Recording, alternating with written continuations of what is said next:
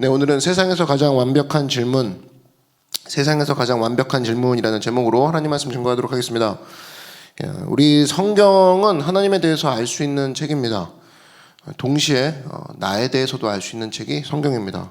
오늘 본문에 의하면 우리는 어떤 존재냐? 우리는 우리에게 주신 은혜조차도 못 알아보는 존재다. 성경이 그렇게 증거하고 있습니다. 그래서 성경은 읽으면 읽을수록 고개가 숙여집니다. 나는 은혜도 모르는 존재구나.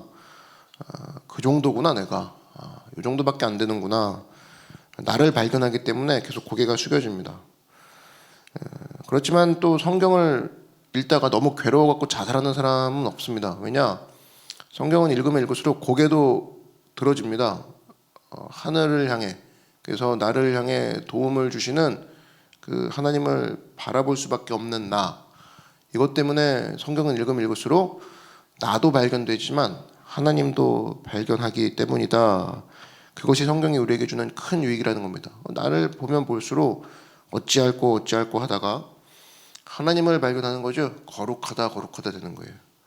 그래서 인간과 하나님을 이으려고 오신 그 예수님을 만나게 하는 것, 그게 바로 성경의 기능이고, 성경이 우리에게 주고자 하는 최고의 목적, 구원에 다다르게 하는 그것을 성경이 기능하고 있다는 겁니다. 성경을 통해 진정한 나를 발견하고 또 성경을 통해 진정한 하나님을 발견하는 그런 예수님을 발견하는 축복이 이 아침에 있기를 축복합니다. 성경 속에서 우리가 발견하는 예수님은 여러 가지 모습이지요. 병 고치는 예수님, 또 마을을 다니시며 귀신을 쫓아내시는 예수님, 또 십자가에 달리신 예수님, 죽음을 이기시고 부활하신 예수님. 위의 내용들 같은 경우는 전부 다 예수님이시니까 우리가 그렇게 넘어갈 수가 있는 장면이다. 그러면 사실은 이렇게 거대한 일을 하시기 전에 예수님이 하신 첫 번째 일이 있는데, 그것은 먼저 다가오셔서 대화하셨다라는 거예요. 먼저 다가오셔서 말을 거셨다. 누가복음에 보면은 침례 요한의 출생이 나옵니다. 거기서 사가랴와 엘리사벳이 나오죠. 이 사람들 죄 지은 사람들 아니었습니다. 우리가 아는 것처럼 먼저 죄 지은 상황, 그런 것이 마리아도 아니었죠. 평범한 사람이었습니다. 근데 성경을 보면 먼저 와서 말을 거시죠. 너에게 예수가 태어날 거다. 너에게 침례 요한이 태어날 거다.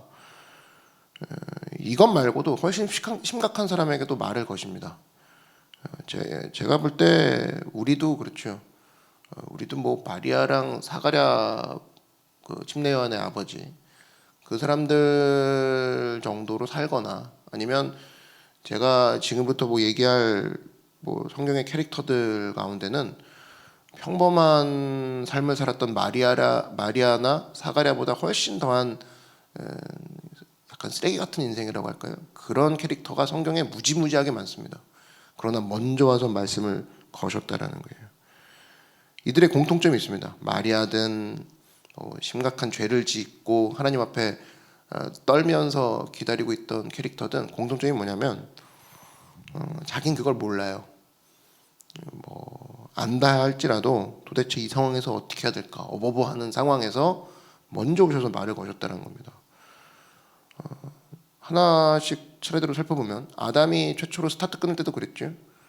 죄 지었죠.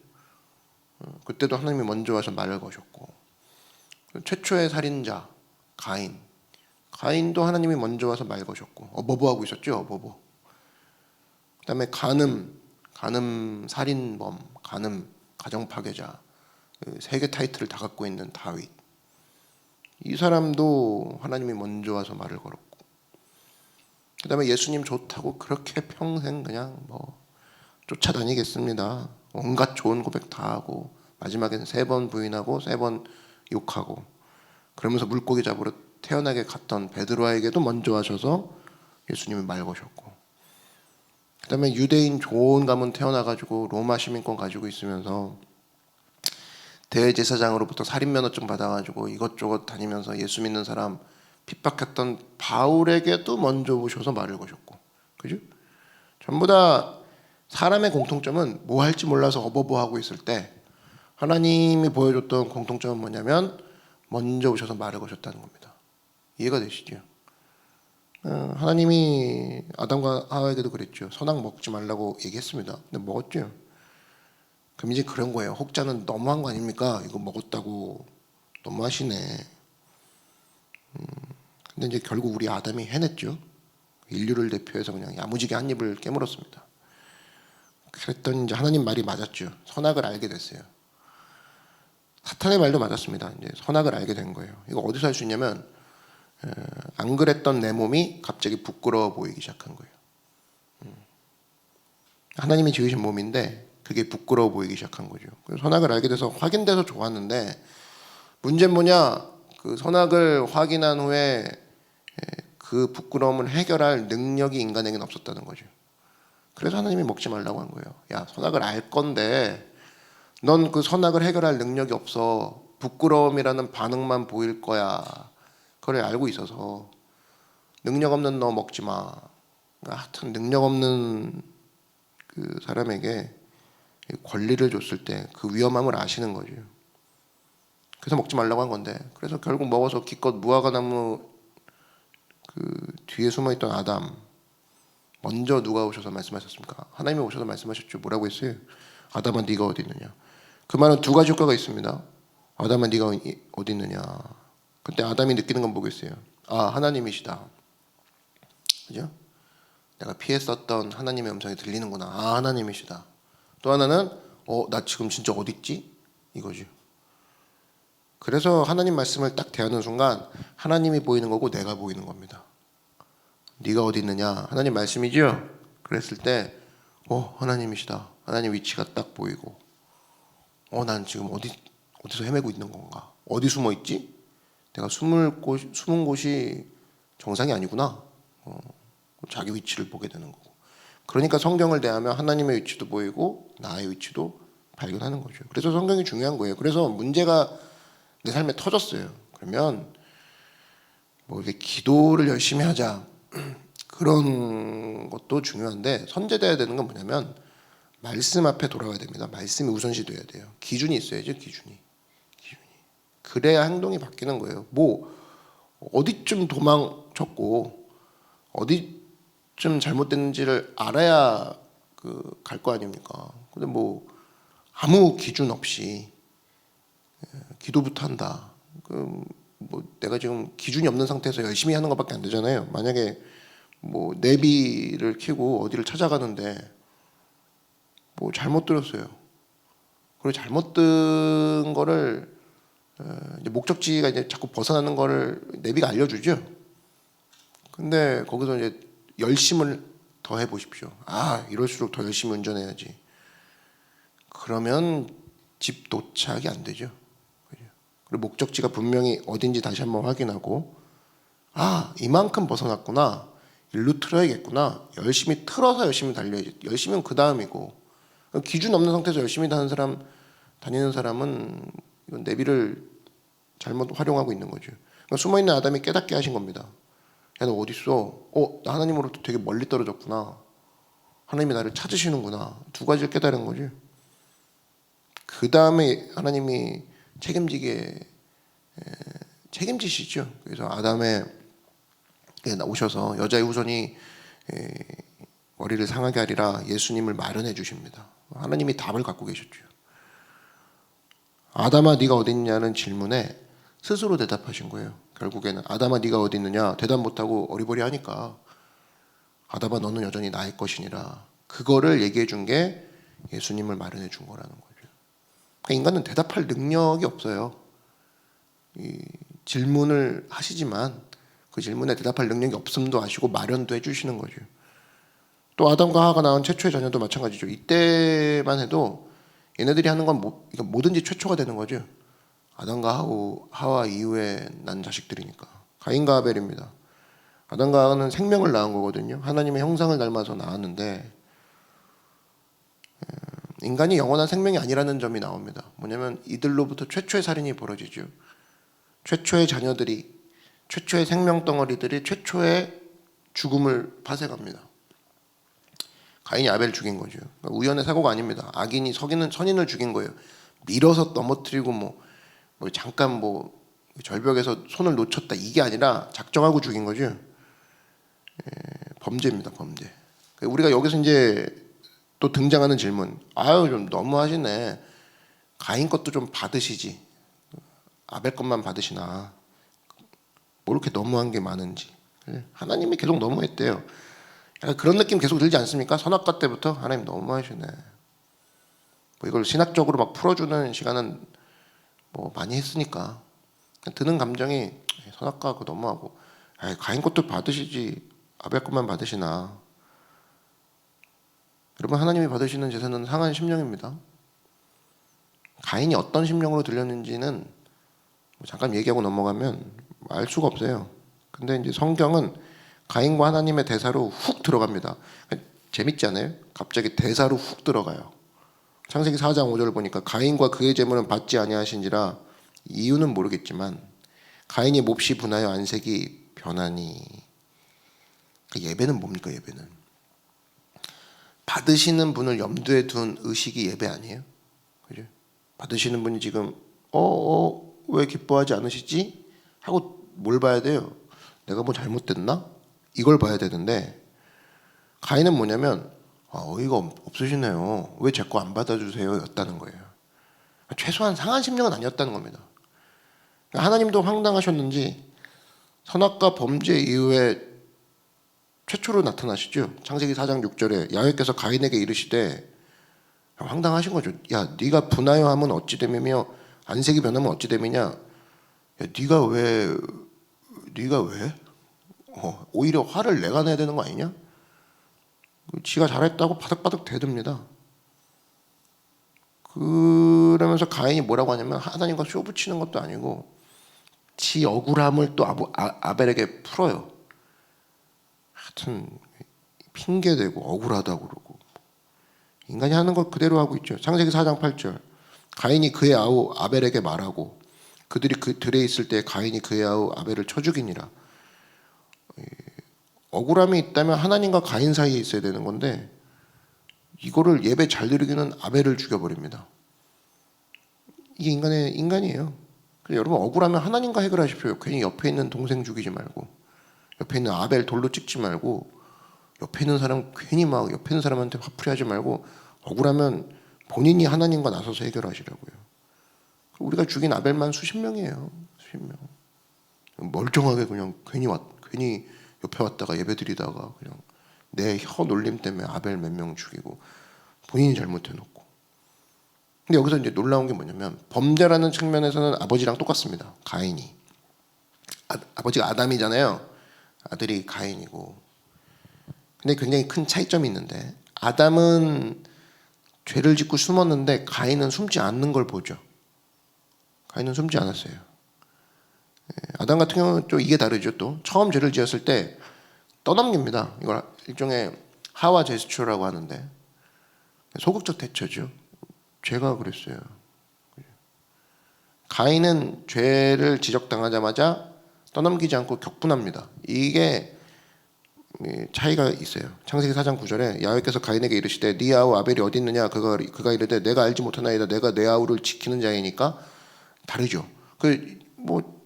여러분도 어떤 스타일인지 한번 체크해봐요. 뭐 지적당했을 때 넘기는 스타일인지. 저 때문에요. 하와야 하와. 아니면 내가 보여. 이거는 가인이죠. 뭘 알 수 있냐면 지 아버지 아담에 비해서 점점 대담해지고 있습니다. 이거 본다면 우리도 점점 죄 지으면 지을수록 처음에는 하와 제스처거든요. 쟤 때문에 그래요. 쟤 때문에 그랬는데 뒤로 갈수록 내가 모여로 돼요. 이게 큰소리 죄를 짓수록 큰소리 치는 게 점점 이상해지지 않아요. 그거 범죄한 사람들의 특징이에요. 그거 가지고 완전 뻔뻔해졌네 이 소리 듣죠. 그게 인간이라고. 근데 하나님은 이러한 가인의 점점 뻔뻔해지는 범죄 가운데서도 물으십니다. 뭐라고 물어요? 네 아우 아벨이 어디 있느냐. 아버지가 했던 질문 아담아 네가 어디 있느냐. 그거는 혼자만 물어봤죠. 근데 이번에는 네 아우 아벨이 어디 있느냐. 가족을 물어본다고. 가족을. 그러니까 한마디로 뭘 보여주는 거예요. 봐요. 이 두 가지 길인데 아담이 소극적 대처로 제가 그랬어요 정도인데 아들놈은 더 했단 말이에요. 내가 뭘요? 확산되는 거죠. 근데 하나님도 봐요. 처음에 아담아 네가 어디 있느냐 싱글을 물어봤다고. 그죠? 근데 가인에게 와서는 네 아우 아벨이 어디 있느냐, 그 범위가 확산되죠. 처음엔 싱글이었지만 이제는 패밀리를 물어봐요. 하나님의 돌보심의 범위도 확산되고 있다는 겁니다. 인간은 죄의 범위를 날로 크게 만들고 있는데 대담하게 하나님 역시 커지고 있다는 거예요. 하나님 역시 돌보심의 범위도 혼자가 아닌 우리로 점점 넓어지고 있다는 겁니다. 그러면서 가인이 뭐라고 합니까? 저는 사람들을 죽일 겁니다. 갑자기 또 난데없이 두려워하죠. 그래서 하나님께서는 내가 너를 보호하겠다. 생명을 탁 터놓으십니다. 그러니까 가인의 생각이 딱 바뀌는 거죠. 나를 싫어하시는 하나님이었다가 예배도 안 받아주고, 그랬다가 나를 사랑하시는 하나님으로 딱 바뀝니다. 아마 가인은 죽을 때까지 이 질문 잊지 못했을 거예요. 네 아우 어디 있느냐. 근데 그 질문에 대답 못했는데 그래도 나를 살려주신 하나님, 가인으로 하여금 하나님의 은혜를 깨닫게 해주신 주님이 질문하신 결과였죠. 그래서 여러분, 이 얘기를 들으면서 자기만 알죠. 하나님이 자꾸 요즘 나한테 질문하고 계시다. 그러면 뭔진 몰라도 빨리 회개하십시오. 그런 기분이 들면 10초 팔고 돌이키라는 겁니다. 뭔가 이렇게 찜찜하다고 그러죠. 뭔가 하고 있는데도 찜찜해. 하나님이 나한테 뭔가 자꾸 물어보시는 것 같아. 양심을 통해서든. 그죠? 아담아 네가 어디 있느냐. 그럼 자기 이름 붙여갖고 야 뭐 어디 있느냐. 가인아 아벨아 어디 있느냐. 베드로야 네가 나를 사랑하느냐. 사울아 네가 왜 나를 핍박하느냐. 다 질문이죠. 돌아오라 이거예요. 돌아오라. 우리 오늘도 마찬가지입니다. 아담처럼 숨어 지내는 놈이 있고 맨날 핑계대고, 가인처럼 핑계가 이제 점점 억울해하고 막 분노해하고 그다음에 남 죽이고, 베드로처럼 뭐 앞에서 막 흥분하고 막 좋다고 막 달콤하다가 뒤에 가서는 살벌하게 예수님 부인하고, 사울처럼 예수님보다 더 믿음 좋은 사람 오히려 쳐 죽이고 다니고. 근데 그런 모든 모습 속에서 주님은 질문을 끊임없이 하고 계시다는 거예요. 네가 나를 사랑하느냐? 네가 오히려 나한테 왜 핍박하느냐? 왜 이걸 알려주냐? 내가 바로 너의 하나님이고 내가 너의 질문과 죄악도 커져가는 것처럼 나 역시 나의 사랑과 돌봄의 레인지도 커져가고 있단다. 이걸 보여주고자 하시는 거죠. 그래서 여러분, 오늘 설교 제목이 세상에서 가장 완벽한 질문인데, 그분 앞에 우리가 부끄러운 행동을 할 때마다 네가 나를 사랑하느냐, 이것만큼 완벽한 질문이 없어요. 이거는 율법도 아니고 감시도 아니고, 네가 아무리 그런 모습으로 나와도 내가 너에게 역시 하나님이고 나만이 너를 지켜주고 나만이 너의 모든 삐뚤어짐과 흔들리고 있음에 보고 있고 개입하고 돌이키게 할 분은 나밖에 없다. 하나님이 인지시켜주는 거거든요. 고린도전서 2장 오늘 본문 12절과 16절까지 보면, 우리가 세상의 영을 받지 아니하고 오직 하나님으로부터 온 영을 받았으니 이는 우리로 하여금 하나님께서 우리에게 은혜로 주신 것들을 알게 하려 하심이라. 무슨 얘기입니까? 우리는 성령이 아니고서는 믿음도 발휘 못하는 자요, 기도도 못하는 자요, 더 근본적인 건 은혜도 알 수 없는 자라는 거예요. 근데 은혜를 깨달은 바울이 비로소 고백하는 장면이 빌립보서 3장에 나오죠. 5절부터 9절까지 보면은 나는 8일 말에 할례를 받고 이스라엘 족속이요 베냐민 지파요 히브리인 중에 히브리인이요 율법으로는 바리새인이요 열심으로는 교회를 박해하고 율법의 의로는 흠이 없는 자라. 그러나 무엇이든지 내게 유익하던 것을 내가 그리스도를 위하여 다 해로 여길 뿐더러 또한 모든 것을 해로 여김은 내 주 그리스도 예수를 아는 지식이 가장 고상하기 때문이라. 내가 그를 위하여 모든 것을 잃어버리고 배설물로 여김은 그리스도를 얻고 그 안에서 발견되려 함이니 내가 가진 은은 율법에서 나는 것이 아니요 오직 그리스도를 믿음으로 말미암은 것이니 곧 믿음으로 하나님께로부터 난 의라. 제가 살아보니까 이것저것 다 중요한 줄 알았는데 이제 깨달았다는 거예요. 주님을 아는 게 먼저라는 겁니다. 주님을 아는 게. 그리고 예수님은 뭐라고 하십니까?